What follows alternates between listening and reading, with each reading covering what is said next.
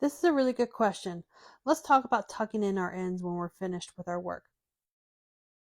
When you're done with your work, you're going to want to fasten off by doing a slip stitch, and then you're going to pull up some of your yarn to make that little loop. There's many techniques on this, but for this tutorial, I've cut my yarn and I'm pulling the loop out. So now I just have a thread. I like to use my hook and insert it into the next stitch over from back to front.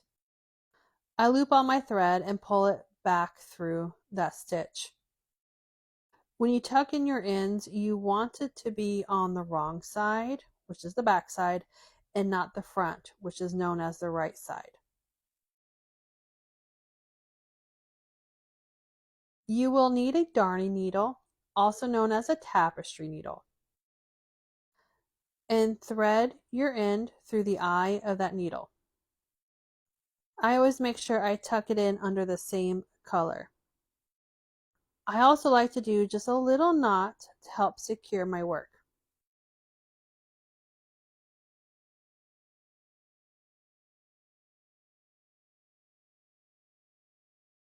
And with that darning needle, you are going to weave it in under a couple stitches.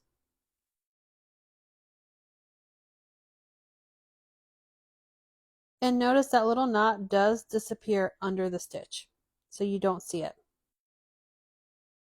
Now I'm going to tuck it in some more, making sure that my needle stays between those stitches and does not poke out through the front. Pull through the thread, but you don't want to be too tight. Notice I give it a little stretch.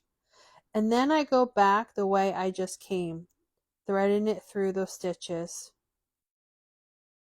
and out the other end.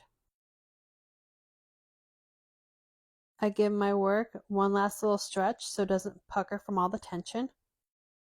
Then I cut my thread off very close, but being careful not to get my work. Do another little stretch just to make sure the end falls into those stitches. Now this end, you'll notice when I started it, it was with a slip knot. So I don't need to do a little knot before I tuck it in. It's already pretty secured.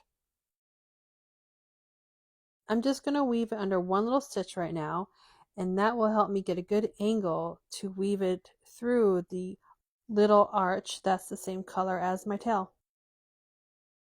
I'm going to be careful not to poke through to the front. I want to stay right between in the middle of those stitches. And then I'm going to go back and forth twice, just like I did on that last tail.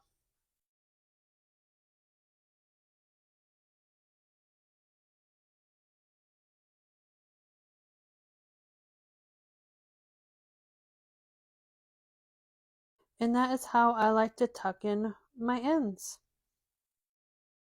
You will notice some people do crochet over their ends, but I prefer this method, going back and forth twice, just to make sure that they are hidden and secured. Don't forget to add this to your favorites and give me a follow. Happy crocheting!